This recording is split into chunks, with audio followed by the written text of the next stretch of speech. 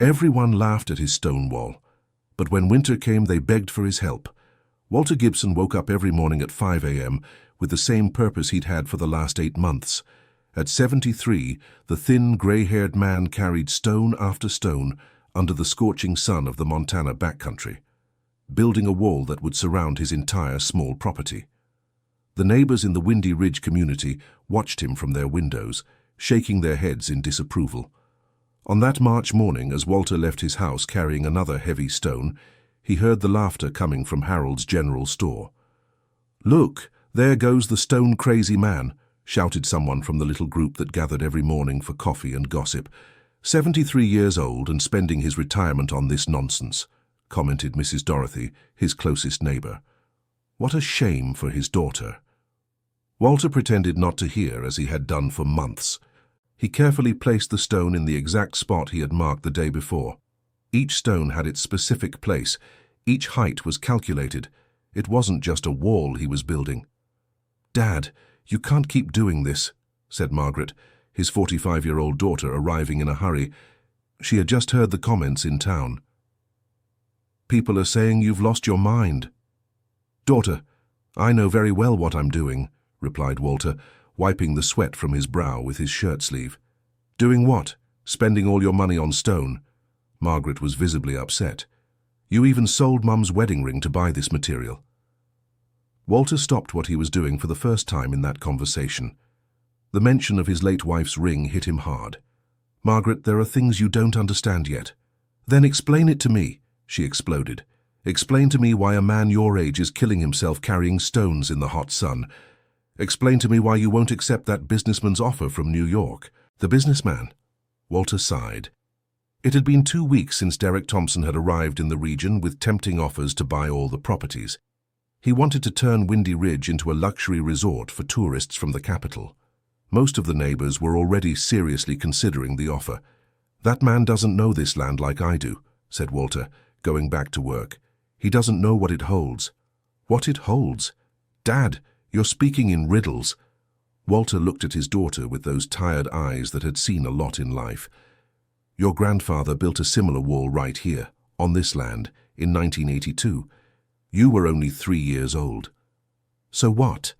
Margaret couldn't understand. "It was the harshest winter this region has ever seen. Snow, Margaret. Snow in Montana. People didn't believe it could happen here." Margaret sighed, impatient. "Dad, that was over 40 years ago.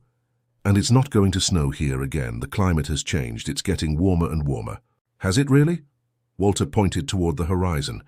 "Have you noticed how the little birds have been behaving differently this year? How the animals are gathering food earlier than usual?" Margaret looked in the direction he pointed, but saw nothing special. "Dad, I have to work. I can't stay here arguing about little birds. I'm just asking you to think about our family, about our reputation." After Margaret left, Walter continued his work in silence. He knew his daughter loved him, but she couldn't understand something that was beyond immediate logic. He himself sometimes doubted his instincts, especially when he heard the neighbors' mean comments. At 9 in the morning, as every day, his friend Harold arrived with an ice-cold beer. "Walter, old friend, I'm going to tell you something as your friend of 40 years, said Harold, leaning against the half-built wall. "People are saying you went crazy after Ruth passed away." Ruth. His wife had passed 2 years ago, a victim of a heart problem. Since then, Walter had truly changed. He'd become more withdrawn, more focused on projects no one understood. "Harold, do you remember when we were boys and my father called us to help with the stones?" "Yes, I remember, but we were kids, we had to obey." "And do you remember why we stopped helping?" Harold grew thoughtful. "Because that terrible winter came, and then it wasn't needed anymore." "Exactly. But Walter, that was an exception, a once-in-a-lifetime thing." Was it really? Walter pulled a crumpled paper from his shirt pocket. It was an old letter, handwritten. "This letter is from my father. He wrote it near the end of his life, listing everything he had learned about this land." Harold took the letter, but the handwriting was hard to read. "What does it say?" "It says the severe winter wasn't an exception. It says it happens in cycles every 40 years or so. And it says the signs always appear before." "What signs?" Animals changing behavior, plants blooming out of season, the air humidity getting different. Harold handed the letter back, shaking his head. Walter, even if your father was right, even if another winter like that comes, it's not like the old days anymore. Today we have electric heaters, thermal blankets, well-insulated houses. Harold, how many times a year do we have power outages here in Windy Ridge? Oh, that does happen, especially when it's very windy. And what do you all do when the power goes out in the cold? Harold didn't know how to answer. Look, I understand your concern, Harold continued, but that's not why people are bothered with you. Then why is it? It's because that businessman made a very good offer for all of us, and you're the only one who won't accept. Without your land, the project can't get off the ground. Walter now better understood the growing hostility. It wasn't just the wall that bothered them. It was the fact that he was preventing everyone from receiving a good sum of money. Harold, do you know this businessman? I don't, but he seems like a serious person. Came from New York, has money. And do you believe his promise that he'll give jobs to everyone in the region? Yes, I believe it. Why would he lie? Walter didn't answer. He went back to working with the Stones, thinking about how people could be so naive when an offer seemed too good to be true. At noon, when the sun was strongest, Mrs. Dorothy appeared accompanied by 3 other neighbors. Walter, we've come to talk to you as friends, said Mrs. Dorothy, trying to keep a conciliatory tone. Talk all you want, he replied, without stopping his work. We wanted to properly understand this business about the wall, said Mrs. Florence, another neighbor. And about the businessman, too, added Mrs. Helen. Walter realized this wasn't a friendly chat. It was an organized attempt to pressure him. What do you want to know? We want to know why you won't agree to sell your land, said Mrs. Dorothy, abandoning the polite tone. Everyone here needs that money. Harold could renovate his store. Helen could pay for her husband's treatment. I could help my children in the city. And don't I have the right to stay on my land? You have the right, yes, said Mrs. Florence, but you also have an obligation to the community. We've been your neighbors for decades. Exactly, that's why I'm building this wall. What's the point of this wall? Asked Mrs. Helen, irritated. What's the point of spending money on a stone fence when you could build a common fence? Dear listener, if you're enjoying the story, please take a moment to like and especially subscribe to the channel. It helps us a lot as we're just starting out. Now continuing. Walter stopped working and looked at the 4 women in front of him. They were good people, he had known them all for decades. But they couldn't see beyond immediate needs. Mrs. Dorothy, do you remember the winter of 1982? Yes, I remember. It was terrible. But that was 40 years ago, Walter. And do you remember how your family got through that winter? Mrs. Dorothy became thoughtful. Her face grew sad. I remember it was very hard. We lost almost everything. And do you remember where you came to take shelter when the situation became unbearable? Now she fell silent.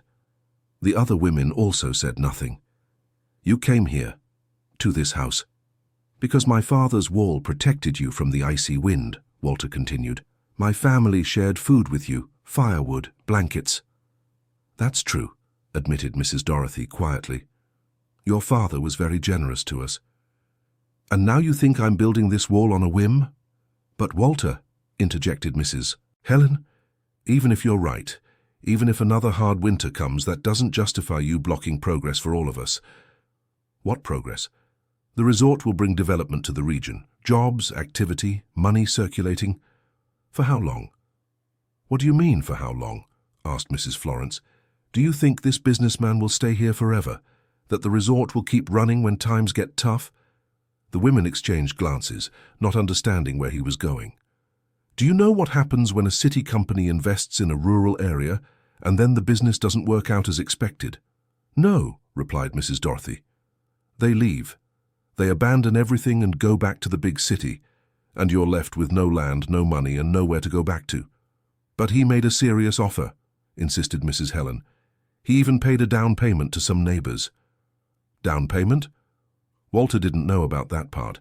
Some neighbors had already received advance money. Raymond got $10,000 just for signing a letter of intent to sell, said Mrs. Florence excitedly, and George got $8,000. Now Walter understood why the pressure had increased so much.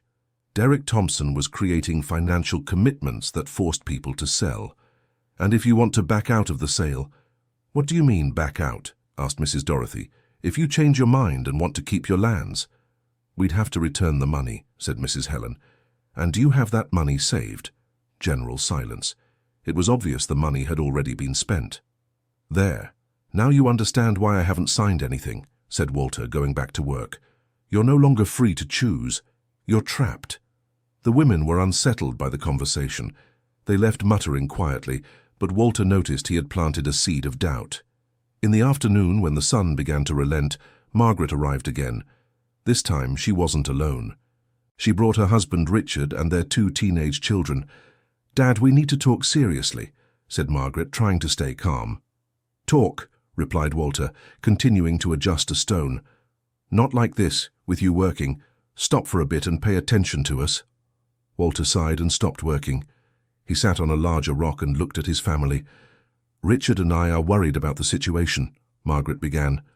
"People in town are talking about you. It's even affecting his job." Richard was a municipal employee.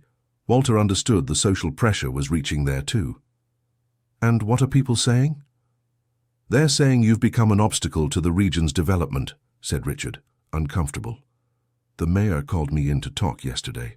"And what did the mayor say?" "That it would be good if someone from the family talked to you about being more flexible." Walter looked at his grandchildren. Derek, 17 years old, and Jennifer, 15. They seemed embarrassed to be there. "And you two, what do you think of this story?" "Grandpa," said Derek timidly, "at school people keep saying you're stubborn." "And that you're getting in everyone's way," added Jennifer, even more quietly. Walter felt a pang in his heart.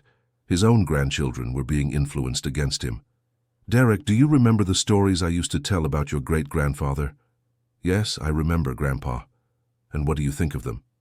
"I always thought they were cool, Grandpa, especially the story about the wall saving everyone." "So why do you think I'm building this wall?"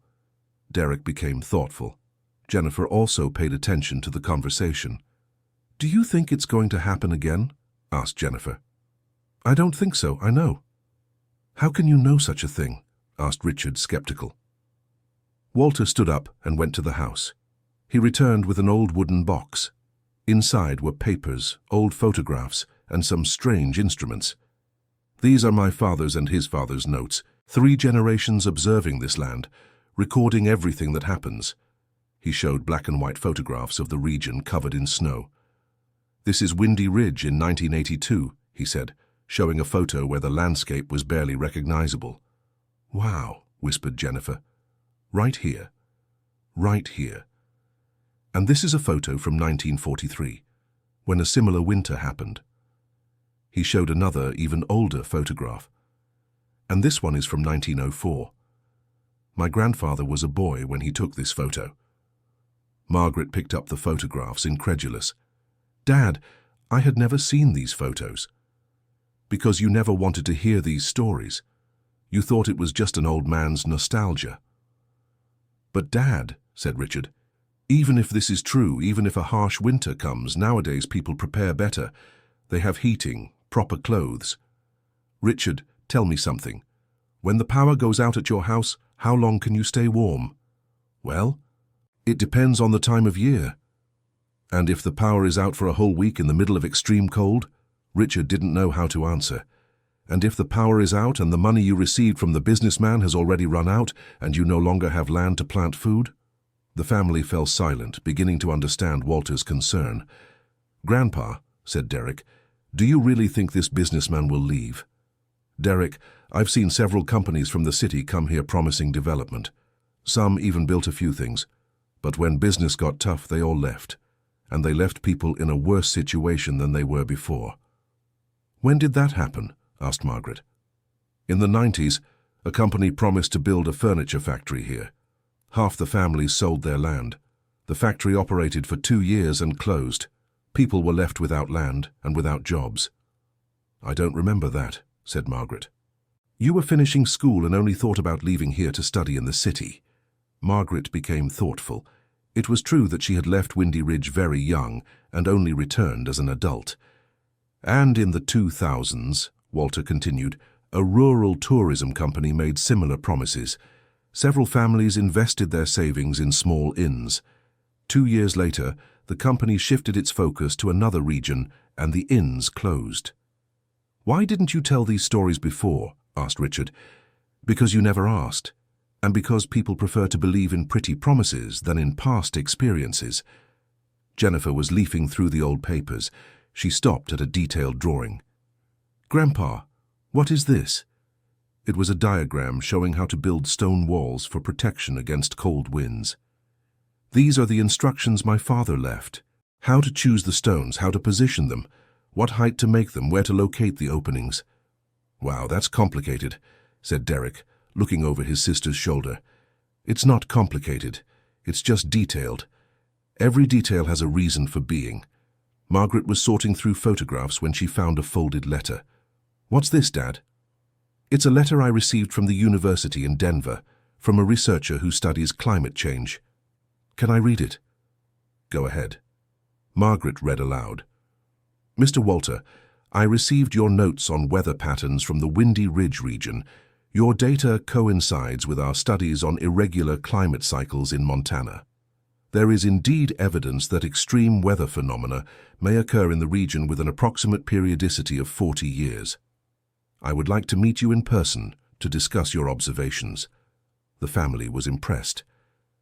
"Dad, you sent your studies to the university?" "I did, and they took them seriously." "Took them? And why did you never tell us about this?" "Because you never showed any interest, and because I knew you'd say it was an old man's nonsense." Richard was clearly uncomfortable. All his certainty about the situation had been shaken. "Walter, even if you're right about the weather, that doesn't mean the businessman is dishonest. It doesn't mean he's honest either. But he's already invested money here. He's paid deposits to several families." "Richard, do you know how much it costs to build a luxury resort?" "Not exactly." "Millions of dollars. Do you think a businessman would invest millions in a region without studying all the conditions very carefully, including the weather?" Richard became thoughtful. If he did that study and found out about the harsh winters, he wouldn't invest, right? "Exactly. So," Margaret was beginning to understand, "if he's investing anyway, either he didn't do the study properly or he knows he'll be gone before winter arrives." The family fell into a heavy silence. All the certainties they had about the situation were being questioned. "Grandpa," said Jennifer, "if you're right, what will happen to the families who have already received money?" "They'll have to pay it back or they'll lose their land, and they'll be unprotected when the cold comes." "And if you're wrong?" asked Derek. "If I'm wrong, I'll have built a beautiful, sturdy wall that will last forever, and you'll have a unique property in the region." Margaret looked at the half-built wall with new eyes. For the first time, she didn't see just a pile of stones. She saw a carefully planned project. "Dad, how long do you think you have to finish the wall?" "If no one gets in my way, about 6 weeks. And if winter comes before then?" "It will come. I'm sure of it.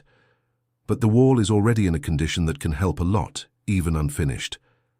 The family left with far more doubts than certainties, but also with a completely different understanding of what Walter was doing. That night, Margaret talked at length with Richard about the situation. For the first time, they began to seriously consider that Walter might be right. "Richard, do you remember that winter when we were without power for 5 days?" "I remember. It was terrible. We could barely keep the children warm. And that was just a heavy rain that knocked down some power lines. Imagine if it were extreme cold with strong winds for weeks. I don't even want to imagine. And what if my father is right about the businessman? Margaret, I work at City Hall. If this project fails, it will be a political disaster. The mayor has bet everything on it." "So what?" "So I could lose my job if I'm seen as someone who obstructed the project." Margaret understood her husband's dilemma, but now she had a bigger concern. "Richard, we can find jobs elsewhere. But if we lose our home in a bad deal, then we'll really be in a terrible situation." The next morning, Margaret showed up at her father's house earlier than usual. "Dad, I want to help with the wall." Walter stopped what he was doing and looked at his daughter, surprised. "Are you sure?" I am, and the boys want to help on the weekend too. What about Richard? Richard is still thinking about it, but I won't let myself be influenced by other people's opinions anymore. Walter smiled. It was the first time in months he felt truly supported by his family. Margaret, you're going to have to put up with worse comments than you've already heard. I know, Dad. But I'd rather be embarrassed now than be in need later. They worked together until noon. Margaret discovered that carrying stones was much harder than she had imagined, but she also understood her father's project better. Each stone really did have its specific place, and the overall design was starting to make sense. In the afternoon, Harold arrived, more agitated than normal. Walter, I need to tell you something important. Go ahead, Harold. The businessman has called a meeting with the whole community for tonight. It'll be at the school. A meeting about what? Officially, it's to present the final details of the project, but everyone knows it's to pressure you into accepting the offer. Margaret and Walter exchanged glances. Are you going? Asked Harold. Yes, I am, replied Walter. I want to hear what this man has to say. Walter, for God's sake, don't go there to make trouble. People are already very worked up. I don't make trouble, Harold. I just ask questions. That's exactly what I'm afraid of. At night, the school was packed. Practically the entire community of Windy Ridge was present. Derek Thompson had arrived from New York with an impressive presentation, a projector, colorful graphics, models of the future resort. Walter entered the room and sat in the back, accompanied by Margaret. The neighbors looked at him with a mixture of curiosity and irritation. Good evening, everyone, began Derek, smiling and well-dressed. I'm very happy to be here again in Windy Ridge, such a welcoming community. Polite applause. As you know, our project will transform this region into a benchmark for sustainable tourism in Montana, he continued, showing beautiful images on the screen, generating jobs, income and development for all families. More applause, now more enthusiastic. We already have approval from environmental agencies, licenses from the city and guaranteed investors. Derek spoke with total confidence. All that's left is to finalize the acquisition of all necessary properties. Now the gazes turned to Walter. He remained impassive. I'd like to take advantage of everyone's presence to clarify some misunderstandings that may be circulating, said Derek, clearly addressing Walter. Some rumors about the safety of the investment or about our intention to remain in the region. Walter shifted in his chair but said nothing. Our business group has over 20 years of experience in similar projects. We have resorts operating in 4 states. We are not adventurers, Derek showed pictures of other developments, and we don't make promises we can't keep. Mrs. Dorothy raised her hand. Mr. Derek, is it true that you've already paid a deposit to some families? Yes, it's true, as a demonstration of our seriousness and commitment. And if a family changes their mind? Well, there is a signed contract, but we are reasonable people. We can talk about specific situations. An evasive answer, Walter noted. Mr. Raymond raised his hand. And about the jobs. How many jobs will the resort create?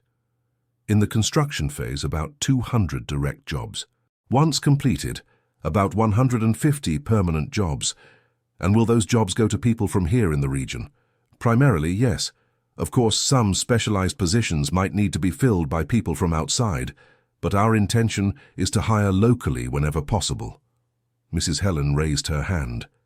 And if the resort doesn't succeed, have ventures like this ever closed before? Derek felt a bit uncomfortable with the question. Look, every investment has risks, but our feasibility studies are very solid. We have no reason to believe the project won't be successful. But if it closes, insisted Helen. If it closes, it's because there wasn't sufficient demand for tourism in the region. In that case, unfortunately, there would be no prospect for development either way. Walter understood the perverse logic of the answer. Derek was saying that if the resort failed, it would be the region's fault, not his. The mayor, who was present at the meeting, raised his hand. Mr. Derek, I'd like to know about the construction schedule. Excellent question, Mr. Mayor. As soon as we have all the properties, we'll start immediately with the infrastructure work. Roads, electrical grid, sanitation. That should take about 8 months. Then the construction of the resort itself another 10 months. So in a year and a half we'll have everything up and running. And when would construction begin? If we can finalize all acquisitions by the end of this month, we'll start in early May. May. Walter did the math in his head. If the weather pattern repeated, the harsh winter would arrive between June and July. Derek planned to be building exactly when the weather would become impossible for construction. The mayor gave a discreet signal to Derek. It was time to address the problem directly. "I'd like to take advantage of the entire community's presence to make a special appeal," said Derek, changing his tone of voice. "Unfortunately, we have one property owner who hasn't yet decided to participate in the project." All eyes turned to Walter. The atmosphere in the room grew tense.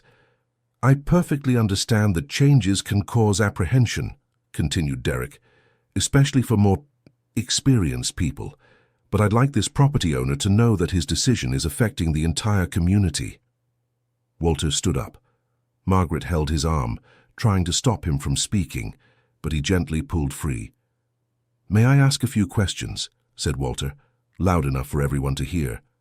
"Of course," replied Derek, trying to maintain his smile. "Did you study the region's climate before deciding to invest here?" "We did, yes. Montana has a climate very favorable for tourism." "And did you study the historical weather patterns? The atypical winters that have occurred?" Derek hesitated for a second before answering. "Our studies show the region's climate is becoming increasingly mild. Global warming is eliminating the risks of harsh winters." "Are you sure about that?" "Absolutely. And if you're wrong?" "I'm not wrong. We have updated meteorological data." "From how many years?" "What do you mean?" "The meteorological data you consulted covers how many years of history?" Derek was clearly uncomfortable now. "We have data from the last 20 years. "Only 20 years?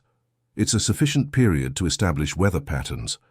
Do you know that extreme weather phenomena can have cycles of 40 years or more?" "Look, Mr. Walter, let's not turn this meeting into a meteorology class. The important thing is that our studies were approved by the competent authorities."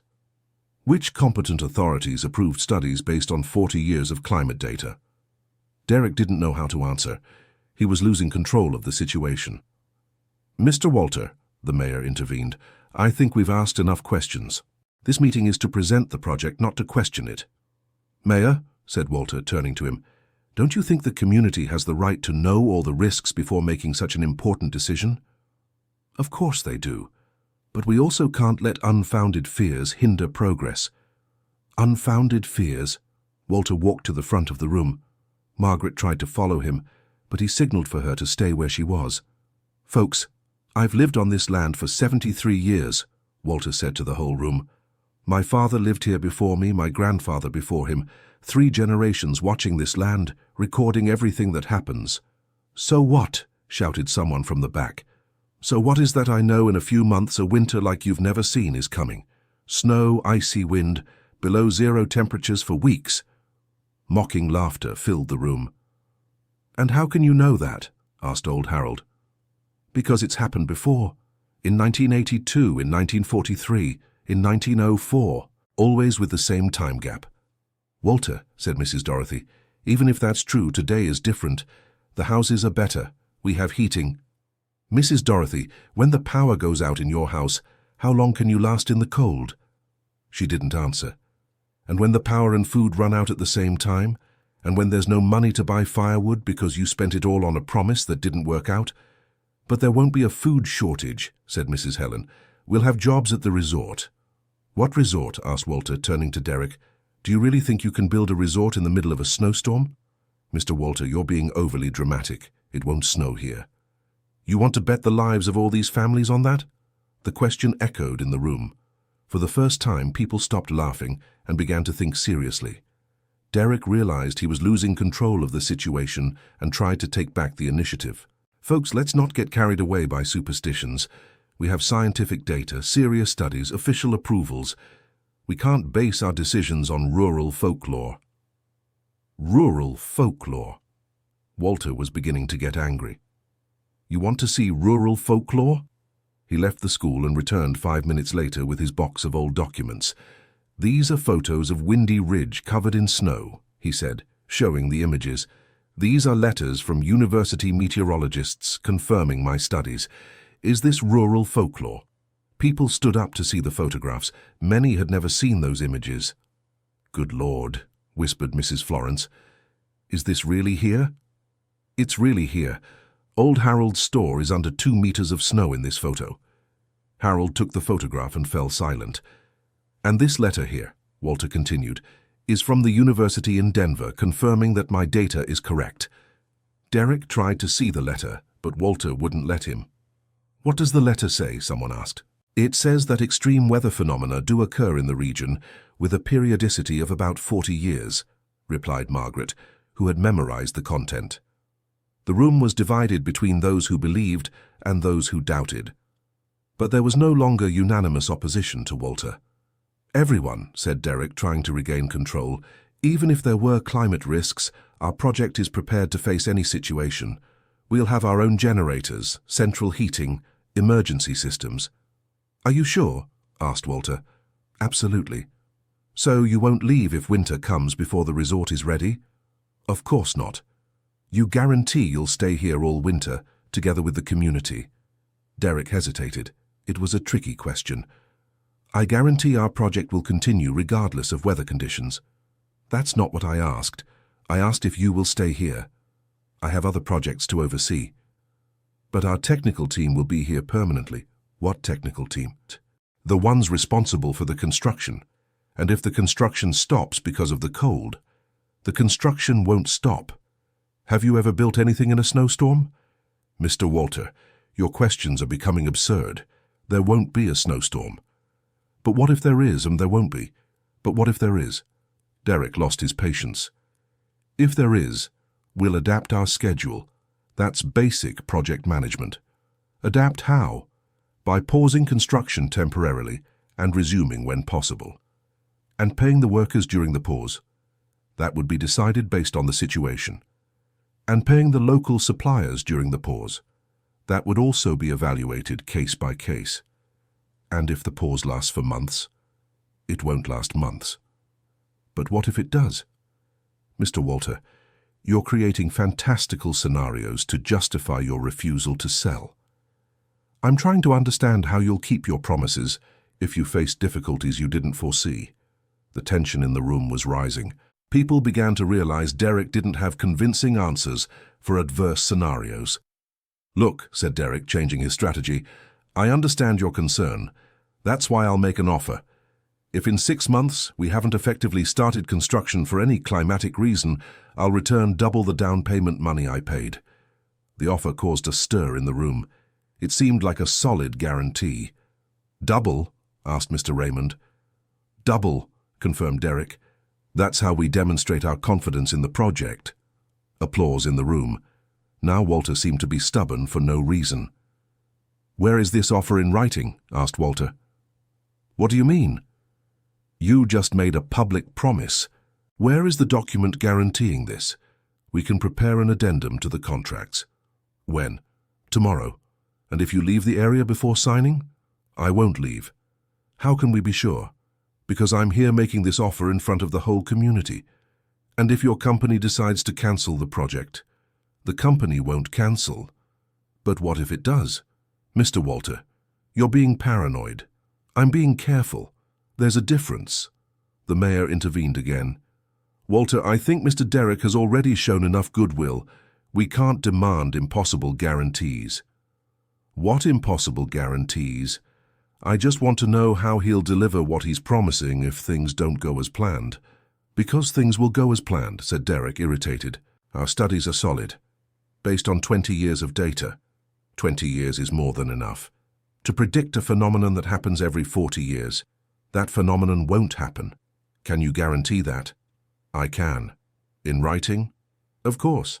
Then let's do this, said Walter. You sign a document guaranteeing there will be no adverse weather conditions in the region for the next 2 years. If there are, you pay compensation to every family that sold you land. That's ridiculous, said Derek. No one can guarantee weather conditions. Then why are you basing your entire project on a weather forecast? The question left Derek without a convincing answer. He realized he had complicated things.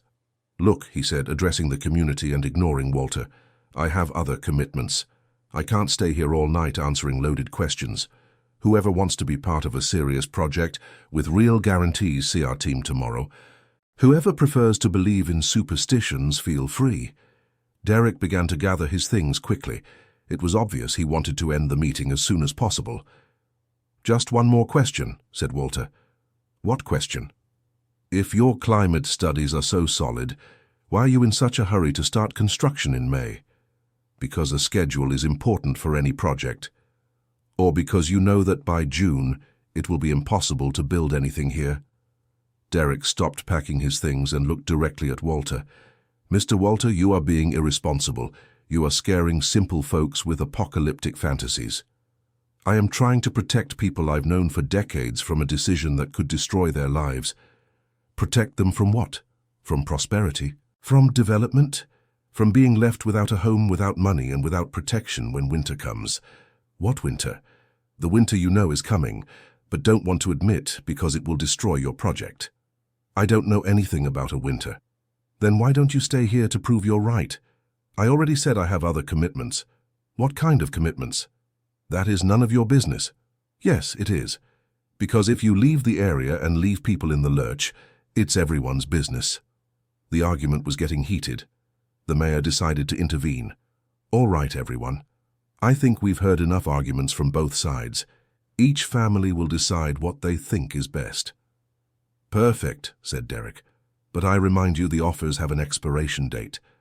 Until the end of the month. It was a final pressure tactic.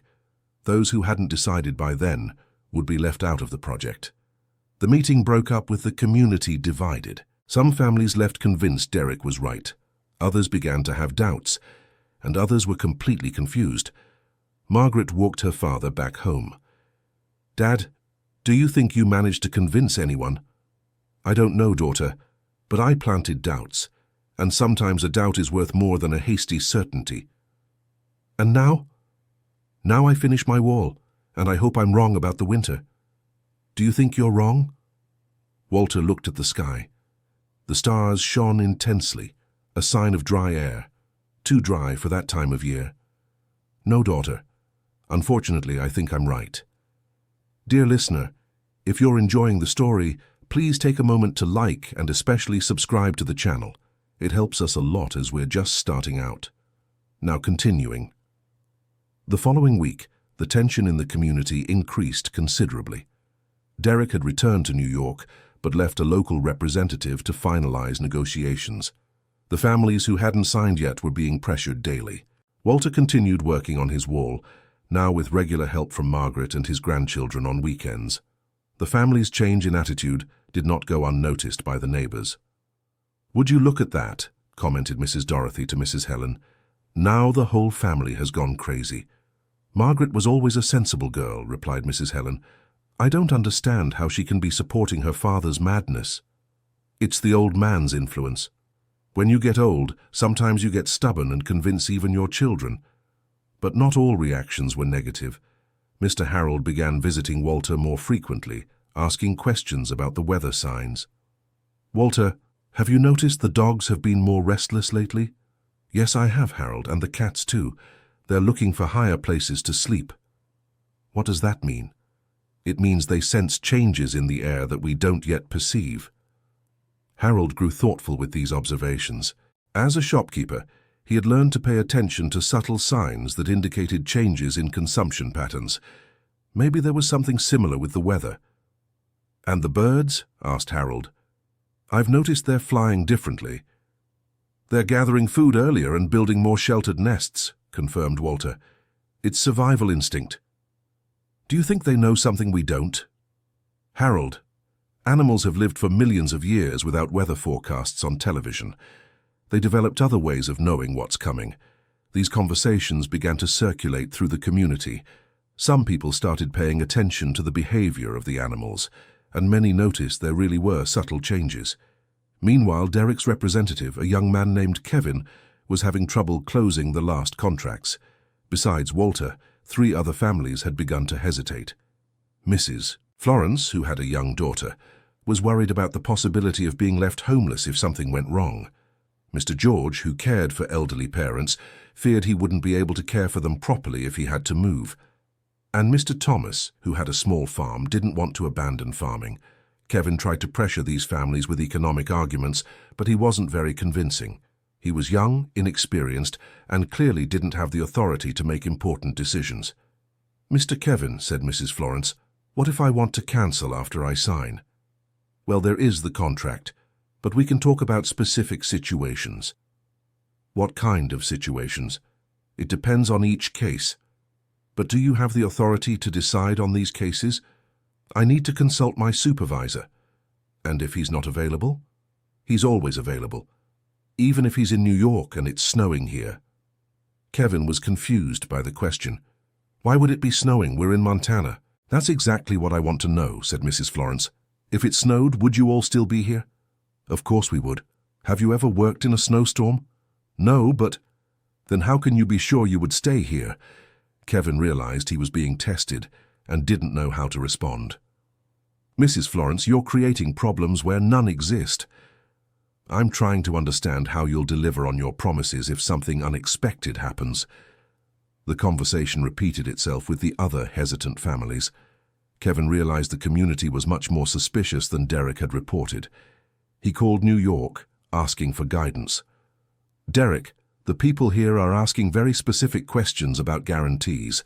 They're worried about some story of a harsh winter. It's that old crazy man filling their heads. You need to isolate him. Isolate him how? Convince people he's hurting everyone, that because of him they'll all miss a unique opportunity." "But what if he's right about the winter?" "Kevin, are you working for me or for him?" "For you, of course, but it's just that people are raising important questions." "What questions?" "About what happens if the work stops, if the company leaves, if the winter really is harsh." "Kevin, listen well. There will be no harsh winter. And even if there were, we have insurance, guarantees, contingency plans. Stop feeding these fantasies and focus on closing the contracts." "Okay, Derek. But it would be good if you came back here to talk to people in person."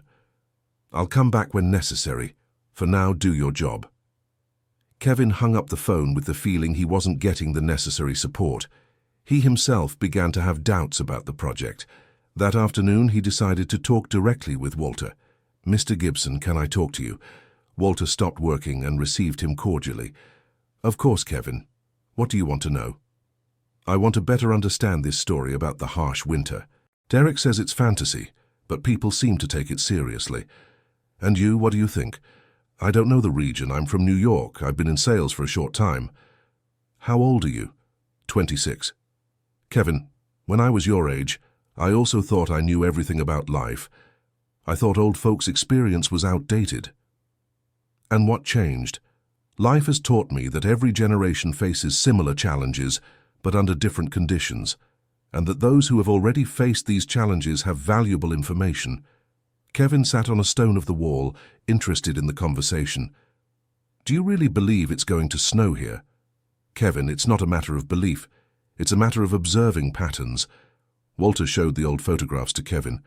"Had you ever seen these images?" "No. Derek never showed me anything like this." "And what do you think of them?"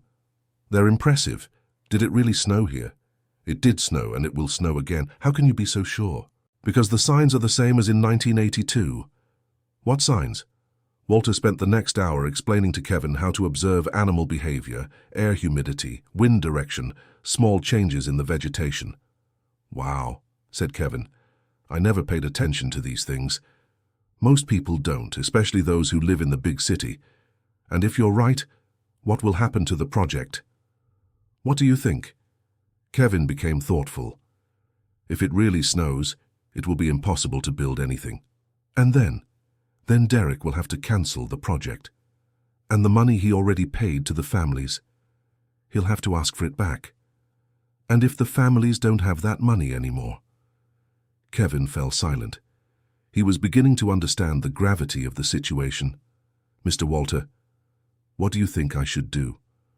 "I can't decide for you, Kevin, but I can give you some advice. Whenever you're selling something, ask yourself if you would buy that product under the same conditions you're offering. And if I wouldn't buy it, then you shouldn't be selling it." Kevin left with many doubts. That night he called a meteorologist friend in New York. "Richard, can you do me a favor? Can you get historical climate data for a region in Montana?" "Sure I can. What kind of data?" "I want to know about atypical winters, extreme phenomena, those kinds of things." "For which region?" "Windy Ridge, inland Montana." "Never heard of it, but I can research. Why do you want this data?" "It's complicated. I'm working on a project here and some questions about climate risks have come up." "All right, I'll email it to you by tomorrow." The next day, Kevin received a detailed report by email. When he read it, he was shocked. The data confirmed exactly what Walter had said. Severe winters did occur in the region with an approximate periodicity of 40 years, and the last one had been in 1982. Even more shocking, there was a note from the meteorologist warning that 2025 was a high-risk year for extreme phenomena in the region, based on analyses of atmospheric currents and oceanic patterns. Kevin was desperate. He had spent weeks pressuring families to sign contracts based on false information. He immediately called Derek. "Derek, I need to talk to you urgently." "What is it now?" "I got detailed climate data for the region, that Mr. Walter is right." "What do you mean he's right?" "Severe winters really happen here every 40 years, and this year is considered high risk." Silence on the other end of the line. "Derek, are you listening to me?" "I am." "Where did you get this data?" "From a meteorologist friend of mine." "And you believe this data?" "It's official data, Derek, from the National Meteorological Institute." "Kevin, listen carefully. This changes nothing about our project." "How does it change nothing?" "If it snows, we won't be able to build the resort. If it snows, we adapt the project." "Adapt how?" "We postpone it to start after the winter, and the money we already paid to the families, that's an administrative issue. We'll handle it." "Derek, I think we should cancel the project." "Kevin, you're being dramatic. It's just a winter. A winter that could last for months and make any kind of construction impossible. Look, if you don't have the stomach for this kind of work, I can find someone else. It's not a question of stomach, it's a question of honesty." "Honesty?" "Derek, we sold a project based on information we knew was incomplete. We sold a project based on the best information available at the time. But now we have better information. And what do you propose? That we warn the families about the climate risks and give them the option to cancel the contracts." "Kevin, have you lost your mind? If we do that, the project will go down the drain. And if we don't, those families will be in a terrible situation. Those families are adults and capable of making their own decisions, based on correct or incorrect information. Kevin, either you do the job you're being paid for, or I'll find someone else." Kevin realized he had no support to act ethically. He was in a very difficult situation.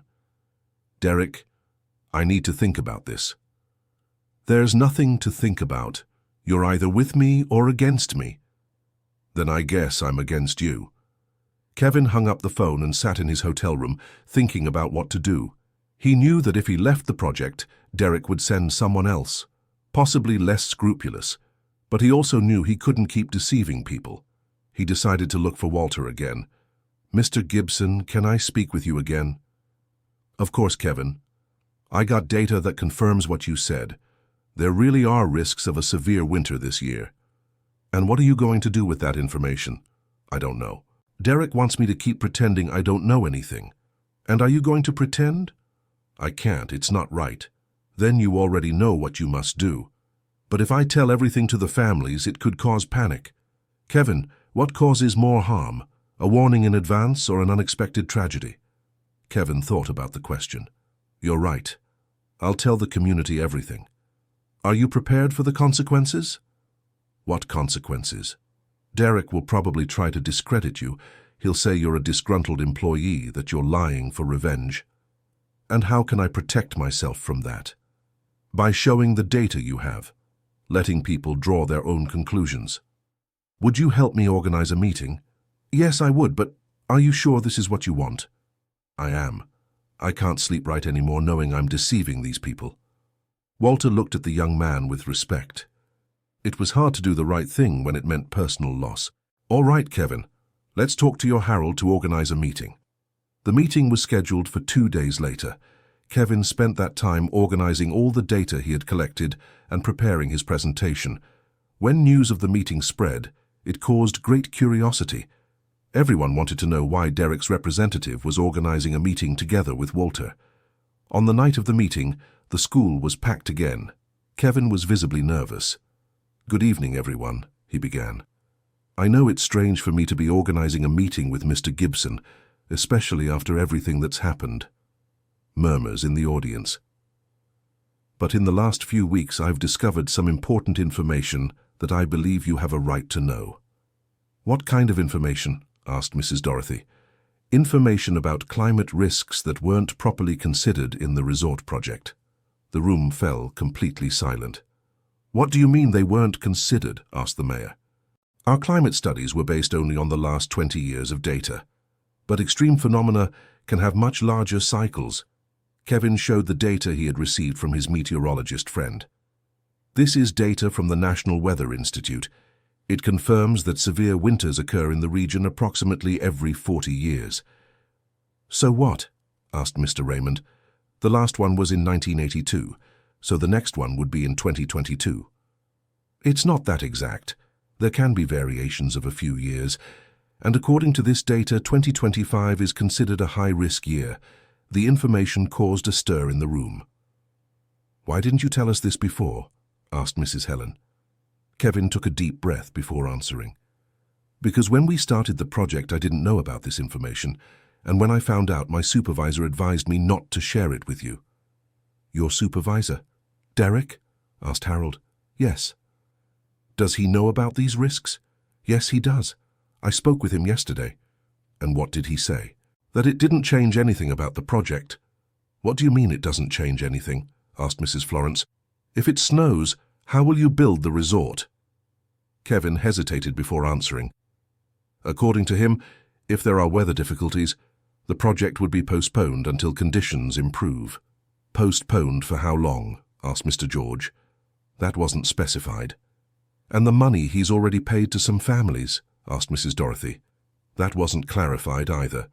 The tension in the room began to rise. People realized they were in a much riskier situation than they had imagined. "Kevin," said the mayor, "why are you telling us this? Why are you going against your own boss?" "Because I grew up in a small town like this one. I know how important trust between people is, and I can't be part of something that could harm you." "And what happens to you now?" asked Margaret. "I'll probably be fired. Derek might even try to sue me. Even so, you decided to tell us." "Yes." Walter stood up. "Kevin, thank you very much for the courage you've shown. I know it wasn't easy." "Mr. Walter, I owe you an apology. I spent weeks trying to convince people that you were wrong." "Kevin, you were doing your job with the information you had. When you discovered the truth, you did the right thing. That deserves respect." The atmosphere in the room had completely changed. People now looked at Kevin with gratitude, and at the situation with much more seriousness. "And now?" asked Mrs. Helen. "What do we do?" "Now you decide," said Kevin. "Anyone who wants to can cancel the contract based on this new information." "Even those who have already received money?" "Even those who have already received it. I will fight with Derek to ensure you have that right." "And if he doesn't accept?" asked Mr. Raymond. "Then you would have to decide whether you prefer to return the money or assume the risks of the project." "But what if we no longer have the money to return?" Kevin didn't know how to answer that question. It was a complicated situation. "Mr. Raymond," said Walter, "how much have you already spent of the money you received?" "About 7,000 of the 10,000.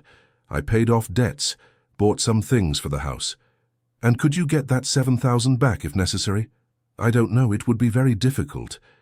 "And if the severe winter does come and you're left without a house and without protection?" Mr. Raymond became thoughtful. It was a choice between certain difficulty now or the risk of tragedy later. "Mr. George," continued Walter, "what about you? How much have you spent?" "I haven't spent anything yet. I saved it all in a savings account." "So you can return it without a problem?" "Yes, I can. But what if there's no severe winter? Then I'll have lost a unique opportunity." "George, do you prefer the risk of losing an opportunity or the risk of losing your home? George thought about the question. When you put it like that, it seems obvious. It really is obvious, but sometimes we need to hear it out loud to realize it. Mrs. Florence raised her hand. Kevin, if we cancel the contracts, will Derek get very angry? He'll be furious, but he can't do anything against you. The contracts have termination clauses. What kind of clauses? If there was incorrect or incomplete information, the contract can be cancelled without penalties. And hiding information about climate risks counts as incomplete information? Asked Margaret. Absolutely. The mayor was visibly uncomfortable. He had publicly supported the project and was now in an awkward situation. Kevin, is this data you brought really reliable? It's official data from the National Meteorological Institute. And are you sure you interpreted it correctly? I can show you the email from the meteorologist who explained everything to me. The mayor couldn't question official data. He was in a politically difficult spot. And what if Derek brings other experts saying this data is wrong? He can bring whoever he wants, said Kevin. But official data is official data. Walter realized the mayor was trying to find a way to keep supporting the project. Mayor, said Walter, can I ask a question? Of course. If the harsh winter comes and the resort project fails, who will be held responsible by the community? The mayor understood immediately. If the project went wrong, the political blame would fall on him. Mr. Walter, I supported the project based on the information I had at the time. And now that you have better information? Now, I need to reassess the situation. It was the first time the mayor showed hesitation about the project. Kevin, asked Harold, when is Derek coming back here? He said he'll return when necessary. And do you think he'll find it necessary after this meeting? I'm sure he will. And what will he say? He'll probably try to discredit this information. He'll say it's misinterpreted data, that I'm lying, that you're being deceived. And how can we protect ourselves from that? By demanding he presents his own climate studies with data from at least 50 years, and by demanding written guarantees about what happens if the project is halted due to climate issues. Walter smiled. Kevin was learning fast how to deal with vague promises.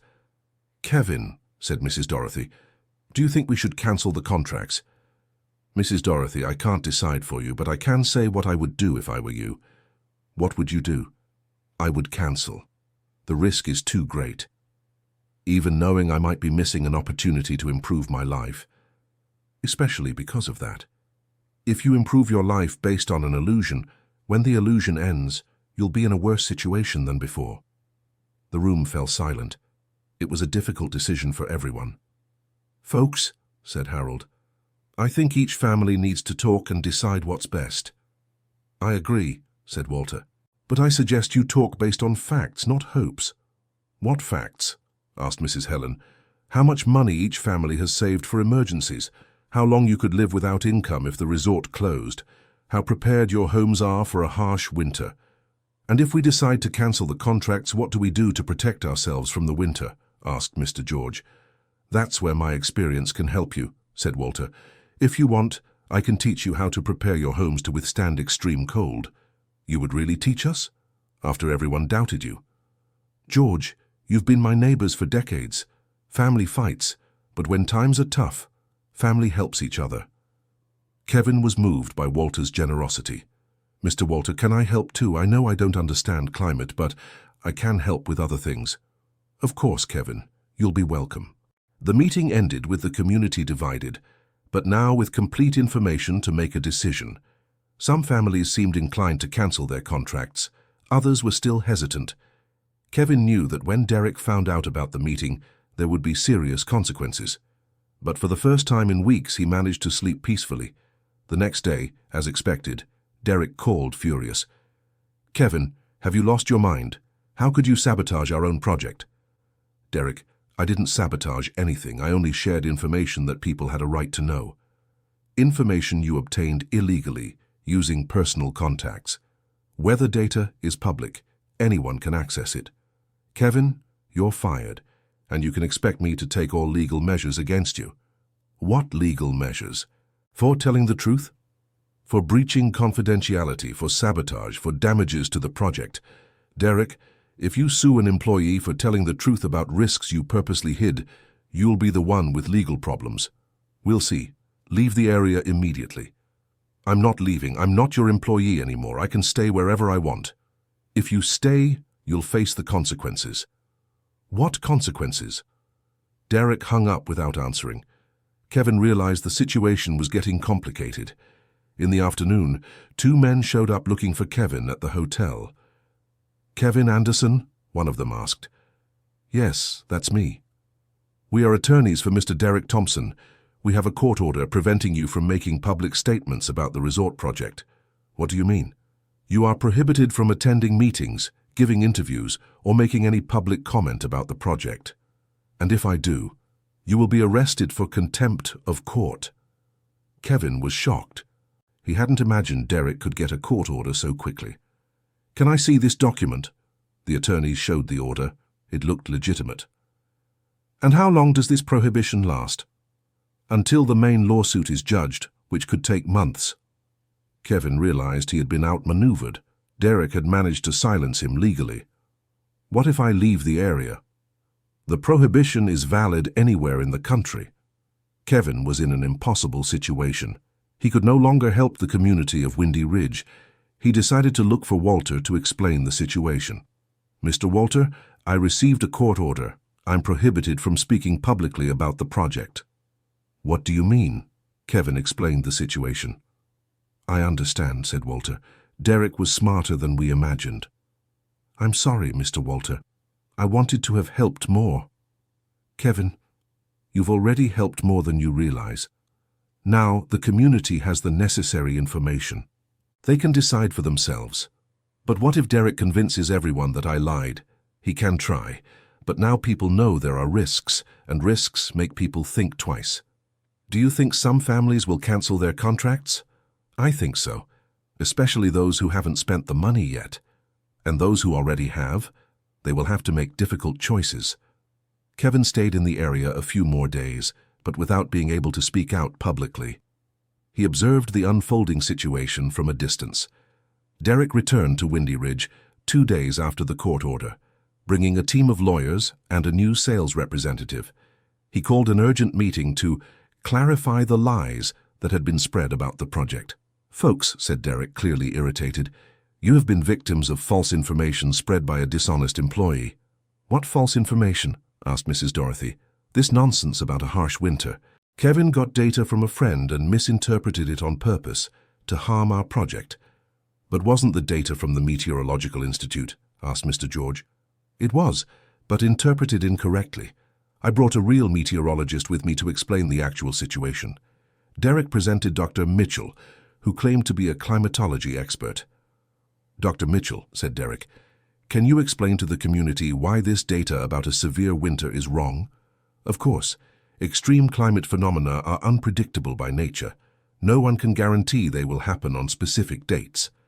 "So there's no risk of a severe winter this year?" asked Mrs. Helen. "There's always a minimal risk, but current conditions indicate it is extremely unlikely." "Dr. Mitchell," asked Walter, raising his hand, "did you analyze the specific historical data for this region?" "Yes, I did." "And what did you conclude about the 40-year pattern?" "That it's a coincidence. There's no scientific basis to believe in such regular cycles." "Are you sure about that?" "Absolutely." Walter stood up and went to the front of the room. "Dr. Mitchell, may I ask some technical questions?" "Go ahead." "What is the influence of the South Atlantic Ocean currents on the climate patterns of Montana?" Dr. Mitchell hesitated. "Well, that's a very specific subject." "Specific but basic for anyone studying the region's climate. Would you be able to answer?" "It's a complex question involving various factors." "Which factors?"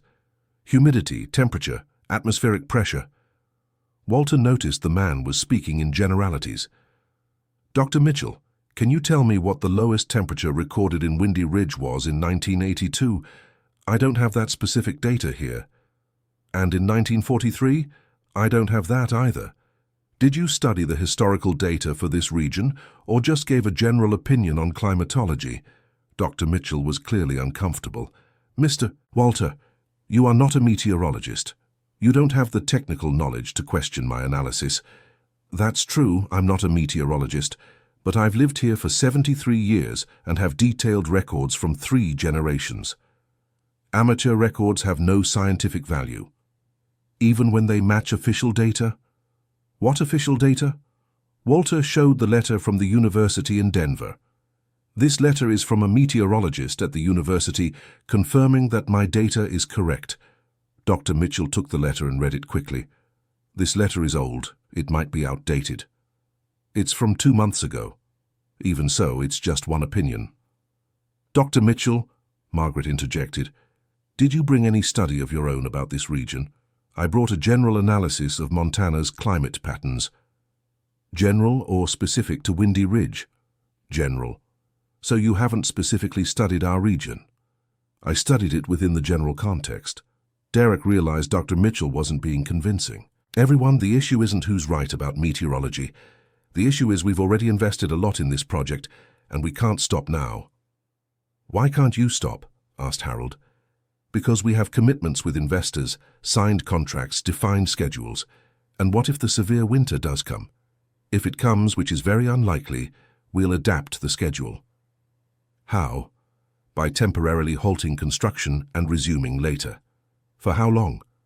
For as long as necessary. And the workers who will be left without jobs during the halt? That will be resolved as the situation unfolds.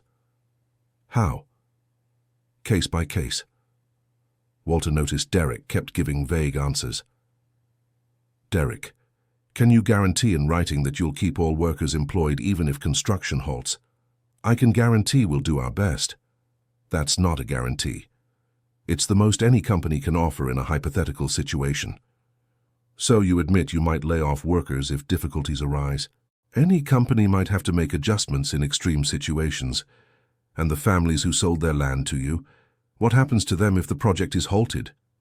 The project won't be halted. But if it is, we'll resolve it when the time comes. How? It's not necessary to plan for that yet. Walter looked at the community. Folks, are you listening? Every question about difficulties is answered with, we'll figure it out later. And what's the problem with that? Asked Derek, irritated. The problem is that when difficulties arrive, there's usually no time or resources to solve them properly. Mr. Gibson, you're creating problems where none exist. I'm trying to understand how you'll keep your promises if conditions change. The conditions won't change. How can you be sure? Because I have serious technical studies. Done by whom? By our consulting team. Who specifically studied this region?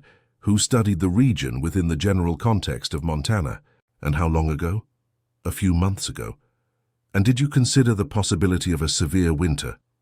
We considered and dismissed it as extremely unlikely. Based on what? On data from the last 20 years, which doesn't include the last severe winter of 1982, because 1982 was a historical exception. And what if it wasn't an exception? What if it's a pattern that repeats? It doesn't repeat. How can you be sure? Because climatic phenomena don't follow such regular patterns. Does Dr. Mitchell agree with that? Asked Walter, turning to the meteorologist. Dr. Mitchell was clearly uncomfortable being drawn into the discussion. Well, it's a complex issue. Complex how? There are different theories about climatic cyclicity. And which theory do you follow? The mainstream theory is that extreme phenomena are random. Mainstream where? In the international scientific community. Which specifically studies the climate of Windy Ridge? Which studies global climate patterns? Dr. Mitchell, said Margaret, do you personally know any researcher who has specifically studied our region? Not personally, but... So your opinion is based on general theories, not on local data. It's based on solid scientific principles, which may not apply to specific local conditions. Dr. Mitchell realized he was being cornered. Look, all scientific analysis has limitations. But within those limitations, my conclusion is that the risk is minimal. Minimal is not zero, asked Walter. No, zero risk doesn't exist in meteorology. So there is a possibility of a severe winter. A very small possibility. Of how much? It's hard to quantify exactly. Would it be less than 1%? Probably. Or could it be 10%, 20%? Well, without specific studies, it's hard to say. But you haven't done specific studies of the region. Not specific, but based on broad regional data. The audience was following the conversation with growing interest. It was obvious that neither Derek nor Dr. Mitchell had solid data about the region. "Derek," said Mrs. Florence, "given this uncertainty, don't you think you should do more specific studies before continuing the project?" "Mrs. Florence, if we were to do detailed studies of every possible hypothetical risk, we'd never get any project off the ground. But a climatic risk that could last for months isn't hypothetical. It's a real possibility. It's a very remote possibility." "Very remote based on what data?" "Based on the technical knowledge of our team, who studied the region for a few months, which is enough time for a competent analysis. And Mr. Gibson's 73 years of observation don't count. Amateur observation lacks scientific rigor, even when it's confirmed by university researchers." Derek was becoming visibly annoyed by the questions. "Folks, we're not going to spend the whole night debating meteorology. The important thing is that we have a solid project, the necessary approvals and schedules to meet." "And if the schedule can't be met due to weather issues," asked Mr. George, "it will be met." "But what if it can't?" "We'll adapt as needed." "Derek," said Walter, "can I make a proposal?" "What proposal?" "That you sign a document guaranteeing that if there are any work stoppages due to weather issues, you'll keep all the workers employed and all the promises made to the community. I can't take responsibility for extreme weather phenomena." "So you admit that extreme weather phenomena could affect the project?" "Any project can be affected by unpredictable extreme situations. But you said a harsh winter was impossible." "It's extremely unlikely." "Unlikely isn't impossible." "Mr. Walter, you're playing with words." "I'm not. I'm trying to understand if you have plans to deal with difficulties that you yourself admit could happen." "Yes, I do. We'll adapt as needed." "How?" "That depends on the specific situation, and if the specific situation is a harsh winter that lasts 3 months, we'll wait for the winter to pass and resume work." "Keeping everyone employed for 3 months with no work?" "We'll do what we can. What you can do might include layoffs. It might include necessary adjustments." "What kind of adjustments?" "That would be decided at the time. The community was starting to realize that Derek didn't have concrete plans to deal with difficulties." "Derek," said the mayor, "don't you think it would be prudent to have more specific plans for adverse situations?" "Mayor, every project has risks. The important thing is that the benefits outweigh the risks." "And you think they do?" "Absolutely. Even if the project is halted for months, the project won't be halted. But if it is..." "Mayor, I can't plan for every imaginable possibility. A harsh winter isn't an imaginary possibility. It's happened before in this region, over 40 years ago. And it could happen again. The probability is minimal, but it's not zero. Mayor, if we avoided every project that has minimal risk, we wouldn't do anything. But in this case, the risk isn't just minimal, it's potentially devastating." Derek realized he was losing support even from the mayor. "Everyone, let's put aside these fantasies about a harsh winter. Let's focus on reality. We have a unique opportunity for regional development." "Derek," said Harold, "can you clarify something for me?" "Of course. If our project succeeds, will you invest in other similar regions?" "Probably." "And if it fails?" "It won't fail." "But if it does?" "Harold, why are you focused on negative scenarios?" "Because if it fails, you go back to New York and we're left here dealing with the consequences." "What consequences?" "No land, no job, no home." "Why would you have no home?" "Because we sold our properties to you, and you received money for them, which might run out if the project takes longer than expected. The project won't take long. But if it does, it won't take long."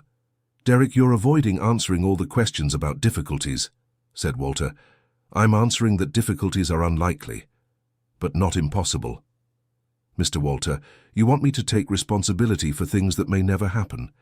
I want you to have plans for things that could affect the lives of people who trust you." "I have plans. We'll adapt as needed. Adapting how? That's the question you don't answer. Derek was getting desperate. He realized he was in an untenable situation. Everyone, either you trust the project or you don't. I can't stay here answering hypothetical questions indefinitely. They're not hypothetical questions, said Mrs. Dorothy. They're questions about how you'll deliver on what you promised if things get tough. Things won't get tough, but if they do, we'll deal with it when the time comes. How? In the most appropriate way possible. Which could include abandoning the project. We are not going to abandon the project, even if it becomes unfeasible. It won't become unfeasible. How can you guarantee that? Because we have solid planning, which doesn't include plans for weather difficulties. It includes adaptations as needed. The conversation was going in circles. Derek couldn't give specific answers, and the community could no longer trust his vague promises. "Folks," said Harold, "I think we've heard enough arguments. Each family needs to decide what's best." "I agree," said Walter, "but remember that important decisions should be based on complete information, not on hopes." "Mr. Gibson," said Derek, trying one last card, "are you willing to take responsibility if you're wrong about the harsh winter?" "What do you mean? If it doesn't snow, if the winter is normal, will you apologize publicly for hindering the region's development?" "Derek, if I'm wrong about the winter, I'll be very happy, but I won't apologize for warning about real risks. Risks based on superstitions. Risks based on historical data and confirmed by researchers. Who could be wrong? They could, but you could also be wrong. The difference is that if I'm wrong, you'll have built unnecessary protections. If you're wrong, people will suffer serious consequences." Walter's logic was irrefutable. It was better to take unnecessary precautions than to suffer irreversible consequences. The meeting ended without consensus, but with the community much more aware of the risks involved. Derek left visibly upset, promising he would give a few more days for final decisions. In the following days, the pressure on the community increased even more. Derek made house-to-house visits, trying to convince families individually. "Mrs. Dorothy," he said on one of these visits, "are you going to let unfounded fears ruin your chance at a better life?" "Mr. Thompson, they are not unfounded fears. They are legitimate doubts about real risks. Risks based on the fantasies of a stubborn old man. Fantasies confirmed by university meteorologists? One meteorologist, and he could be wrong. And you could be wrong too. Mrs. Dorothy, I brought in an expert who confirmed there are no risks. An expert who admitted he hasn't specifically studied our region. He studied it within the regional context. General context is not the same as specific analysis. Derek realized Mrs. Dorothy was well informed about the technical discussion. "Are you willing to lose $10,000 over a remote possibility?" "I'm willing not to risk my house for $10,000. "You are not going to lose your house, No. "What if I spend the $10,000, the project gets cancelled, and I can't buy another house?" "The project will not be cancelled." "Can you guarantee that in writing?" "I can guarantee we will make every effort." "Every effort is not a guarantee. It's the guarantee any responsible company can offer. Then the company isn't as secure as you made it seem." Derek was getting frustrated. Mrs. Dorothy was well prepared for the conversation. "Mrs. Dorothy, you are being influenced by Walter.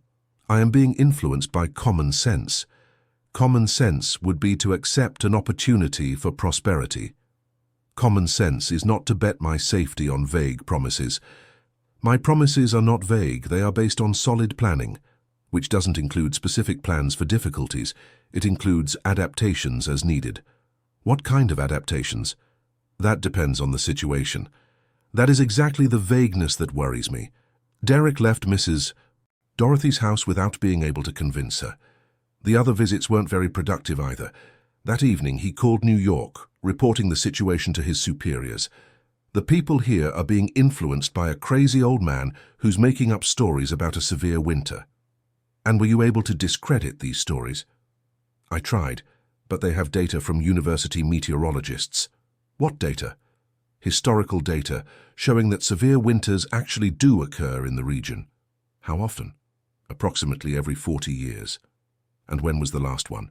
In 1982, silence on the other end of the line. Derek, that means there could be a real risk this year. There could, but it's unlikely. What's your honest assessment of the probability? Derek hesitated. He didn't want to admit there were significant risks, maybe 10–15%. 15% is a considerable risk for a multi-million-dollar project, but an 85% chance of success. And if the 15% materializes, we postpone the project until better conditions. For how long? A few weeks, a few months. Derek, if we postpone for months, the project becomes financially unviable. How so? We have tight funding schedules. If we don't start in May, we miss the investment window. And then? Then we'd have to cancel the project.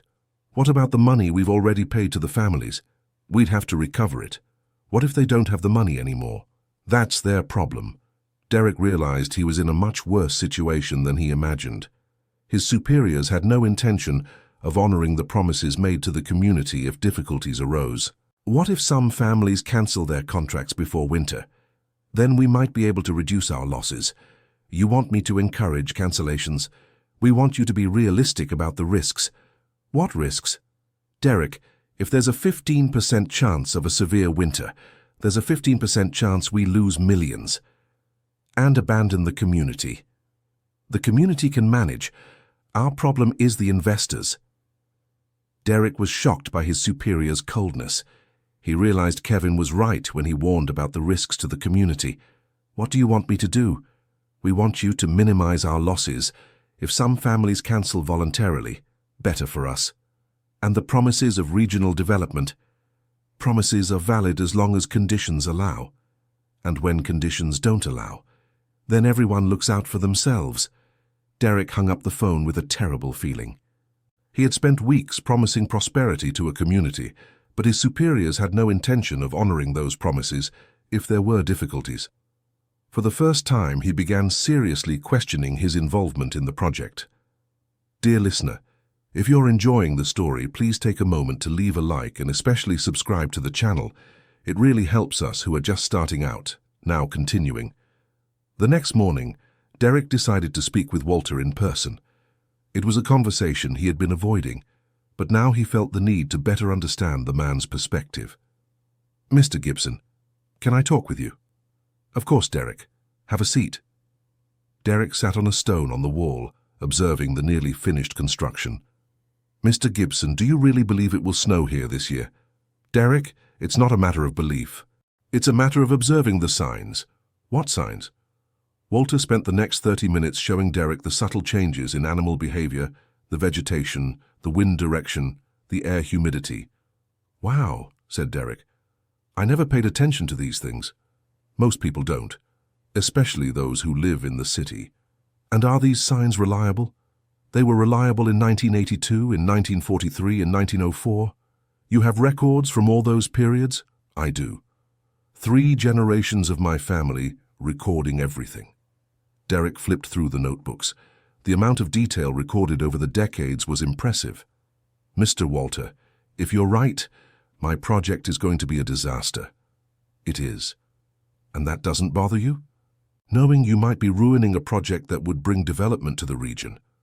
Derek, let me ask you a question.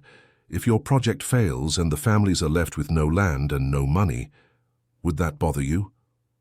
Of course it would. Then why didn't you do more careful studies before starting? Because our consultants said the risks were minimal. Consultants who studied the region or consultants who gave general opinions? Derek fell silent. He knew the answer. Consultants who gave general opinions, he admitted, and now that you know there are specific risks? Now I'm in a complicated situation. How so? Derek told him about the conversation with his superiors, how they were willing to abandon the project if there were difficulties. I see, said Walter. So the problem isn't just the harsh winter. It's that you don't have a real commitment to the community. That's exactly it, and I only found out yesterday. And what are you going to do? I don't know. If I continue with the project, I might be harming innocent people. If I cancel it, I'll ruin my career. Derek, which of those 2 things could you live with better? With a ruined career, definitely. Then you already know what you should do. Derek was silent for a few minutes, thinking about the options. Mr. Walter, can I ask for some advice? Of course. How should I act now? If I tell the community about the conversation with my superiors, it could cause panic. Derek, the truth never causes more harm than a lie. It may cause more immediate pain, but less long-term damage. Do you think I should tell them everything? I think people have the right to know the full truth to make their own decisions, even if it means the end of the project, especially if it means the end of a project that won't be properly fulfilled. Derek made a difficult decision. Mr. Walter, I'm going to call a meeting to tell the community the whole truth. Are you sure? I am. I can't go on living knowing I'm deceiving these people. And your career? I'll have to rebuild it in a way that lets me look at myself in the mirror. Walter smiled. Derek was showing character in a difficult situation. Derek, can I make you a proposal? What proposal? If you cancel the project honestly, I'll help you find other opportunities in the region. How so? There's a lot of potential for sustainable development here. Smaller projects, but solid ones. What kind of projects? Responsible rural tourism, organic farming, local crafts. Things that respect the pace and characteristics of the region. But that would make much less money than the resort. It would make less money quickly, but more sustainable money in the long run. Derek became interested in the idea. And how would I explain this to my superiors? You wouldn't explain. You would leave the company and start your own project. Would you really help? I would. I'd rather work with an honest person who made mistakes than with a dishonest person who never makes any. Derek felt a hope he hadn't felt in weeks. Mr. Walter, thank you very much for the conversation. I'll organize the meeting for tomorrow night. Do you want my help? Yes, I do. It will be easier if you're there supporting me. The meeting was scheduled for the following evening. Derek spent the day preparing a complete and honest account of the whole situation. When the community gathered, the atmosphere was tense. Everyone knew it would be a decisive meeting. Everyone, Derek began, I'm here today to tell you some truths you need to know. Total silence in the room. First, about the climate risks. After speaking with independent meteorologists and analyzing historical data specific to the region, I have to admit that Mr. Walter was right. Commotion in the room. There is indeed a real risk of a severe winter this year, and our initial analyses were superficial and inadequate. Why didn't you do proper studies from the beginning? Asked Mrs. Helen. Because we wanted to speed up the project and relied on general analyses instead of specific data. And now? Now I know that if the severe winter hits, our schedule becomes completely unfeasible. And what does that mean? Derek took a deep breath before continuing. It means that after speaking with my superiors, I found out that if there are significant delays, they will cancel the project. Cancel how? Cancel and leave, leaving you to deal with the consequences alone. The information had an impact on the room. And the money you've already paid to some families? Asked Mr. Raymond. They will want to recover it by any means necessary. Even if the families have already spent it? Even so. Is that legal? They have lawyers who will find loopholes in the contracts. The community was shocked by the revelation. Derek, said the mayor, are you saying your company never had any real intention of honoring the promises made? I'm saying they will honor them only as long as it's financially convenient. And if it's not convenient, then they'll leave and let you fend for yourselves.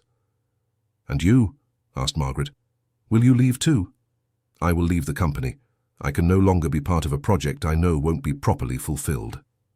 And what will you do? Mr. Walter offered to help me develop smaller, sustainable projects in the region.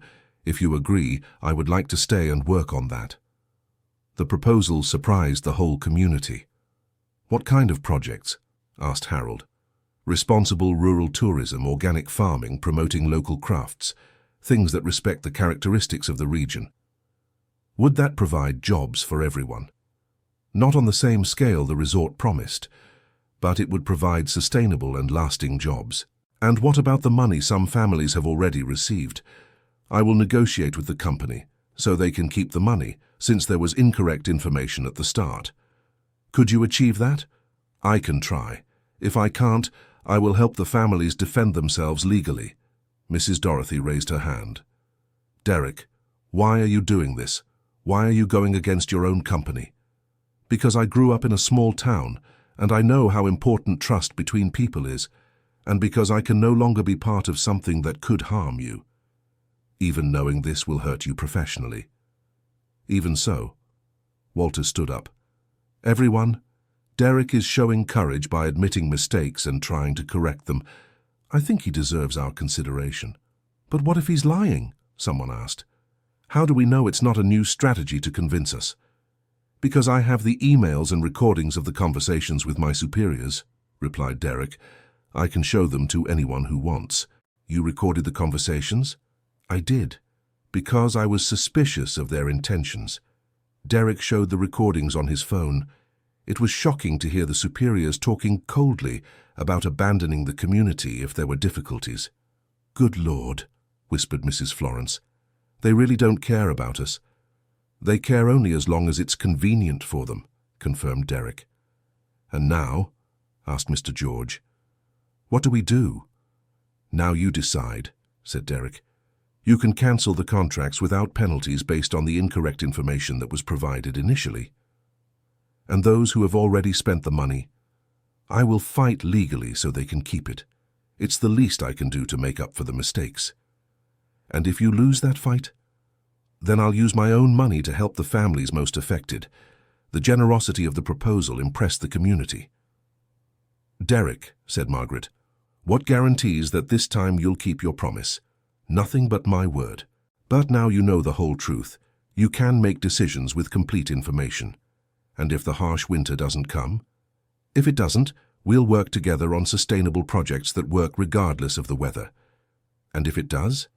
If it does, we'll use your Walters Wall as an example and prepare the whole community to face the situation together. The proposal for community unity moved many people. Derek, said Harold, would you really agree to stay here and work on small projects after having worked on big ones? I would. I prefer working on small projects that work than on big ones that deceive people. And financially, how would you live? With less money, but with a clear conscience. The mayor raised his hand. Derek, if the resort project is officially cancelled, it will affect the region politically. It may affect it temporarily. But in the long run, it's better to have a reputation as a serious community than as one that accepts any project without proper analysis. And would you help explain the situation to the government agencies? I would. I will publicly admit that the mistakes were ours, not yours. Derek's honesty was convincing even the most skeptical. Everyone, said Walter. I think Derek is showing that people can change when they acknowledge their mistakes.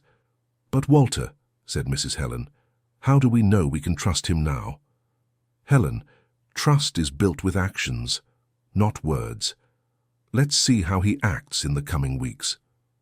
And if he disappoints us again, then we'll deal with the situation as we always have, united as a community. Walter's answer reinforced the sense of unity growing in the room. Everyone, said Derek, I perfectly understand that you have doubts. I would have them myself in your place. And what do you propose to reduce these doubter? Asked Raymond. That I stay in the area working on small projects before we start anything big. That way you can get to know me better. For how long? For as long as you think necessary.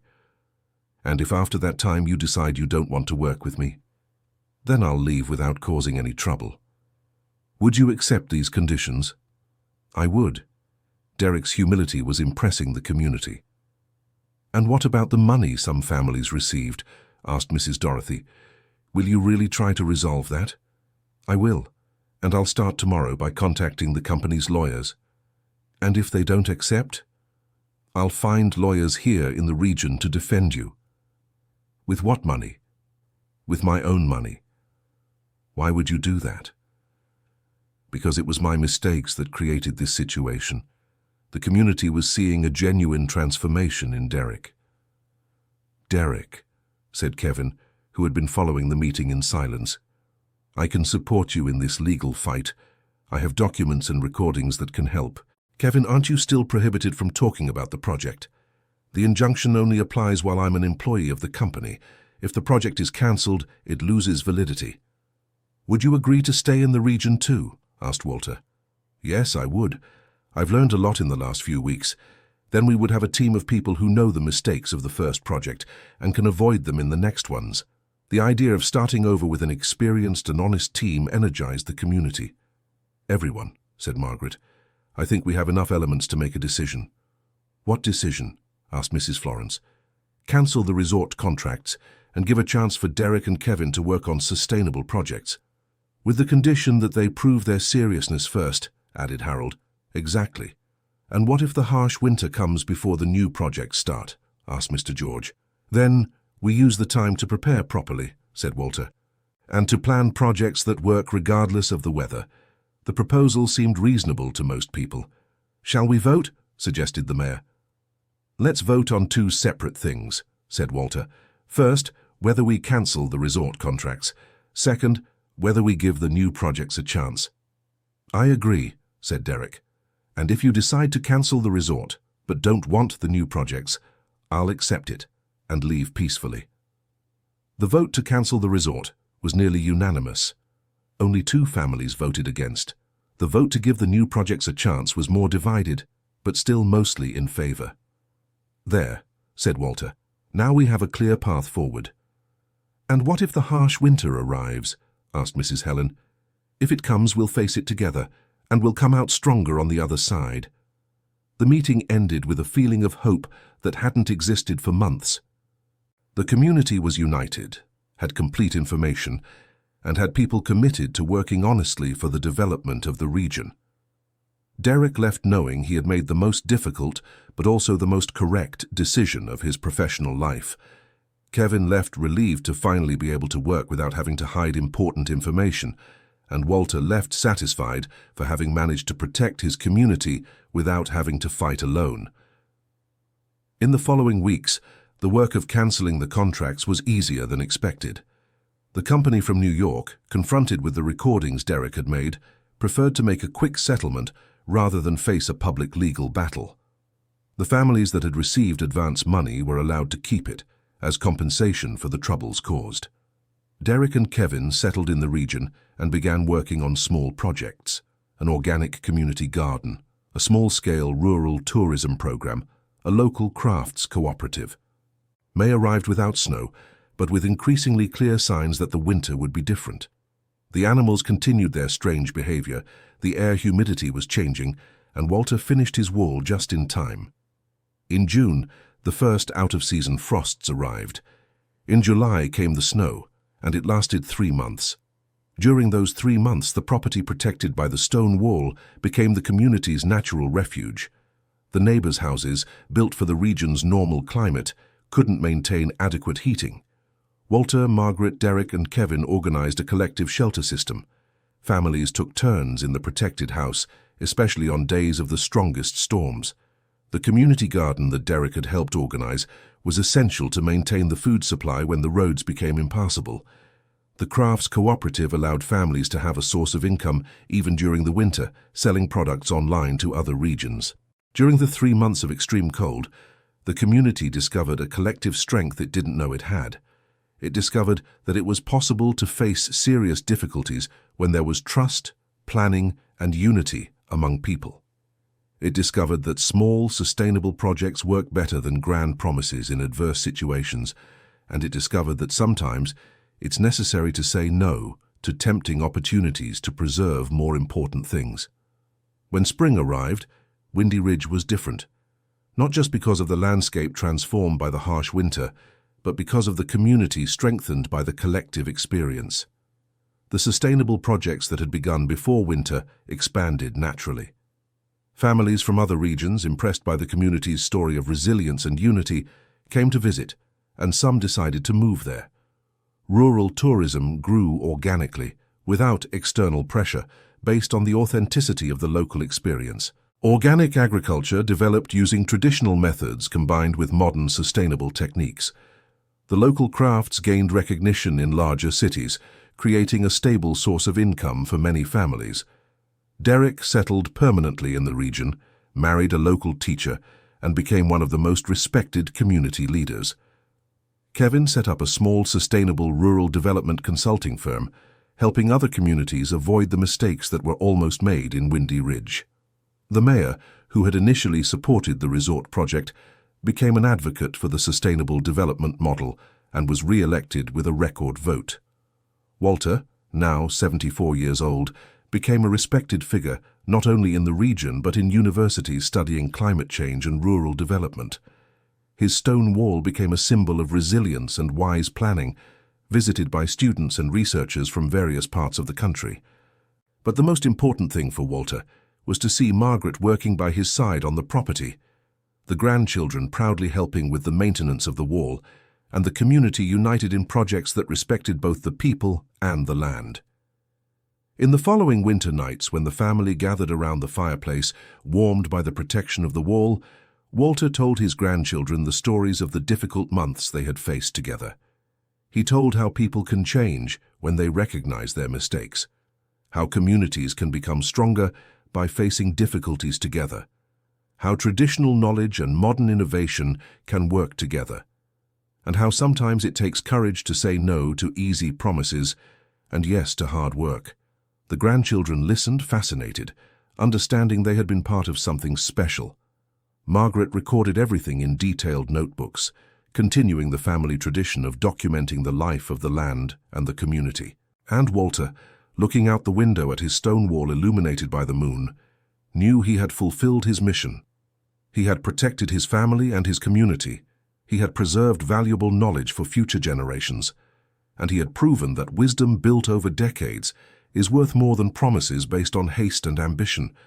The wall would remain there for many generations, protecting families that had not even been born yet.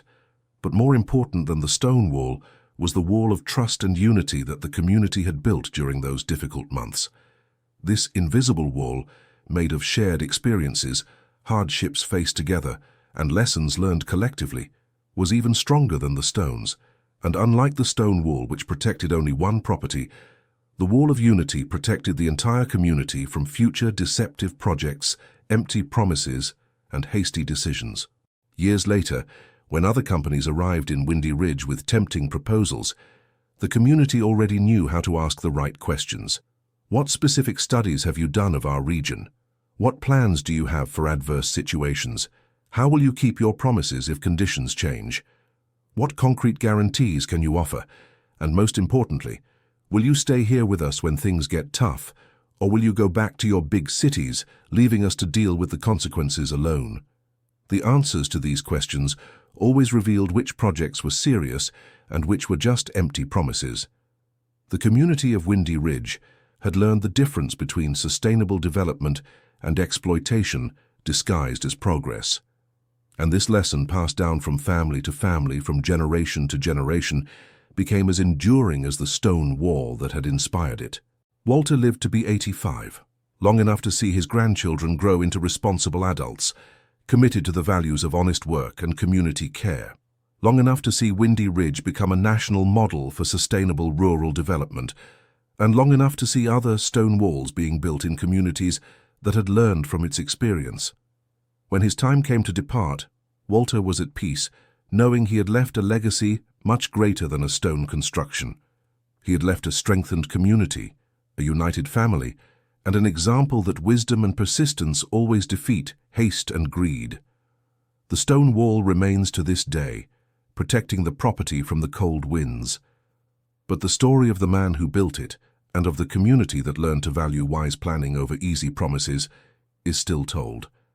It continues to inspire people to question grandiose projects. It continues to encourage communities to value their local knowledge. And it continues to remind everyone that sometimes it is necessary to build protections before the storms arrive, even when everyone thinks you are overreacting. Because when the storm comes, it is already too late to build shelters. And when empty promises are revealed as lies, it is already too late to ask the questions that should have been asked from the beginning. The story of Walter and his stone wall became a legend in the region. But more than a legend, it became a practical life lesson.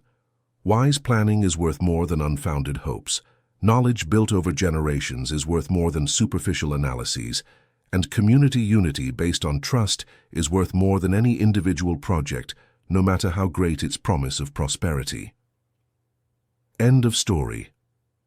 This story teaches us about the importance of wisdom acquired over the years and how we should value the knowledge of our elders. Sometimes, what seems like stubbornness may actually be valuable experience trying to protect us from hasty decisions. Now tell us, do you believe Walter made the right decision in building his stone wall, even though he was criticized by everyone? Have you ever experienced a situation where an older person's experience saved you from a problem? Share your experiences in the comments. Leave your like if this story touched your heart, and subscribe to the channel so you don't miss other moving stories about overcoming adversity, wisdom, and family unity.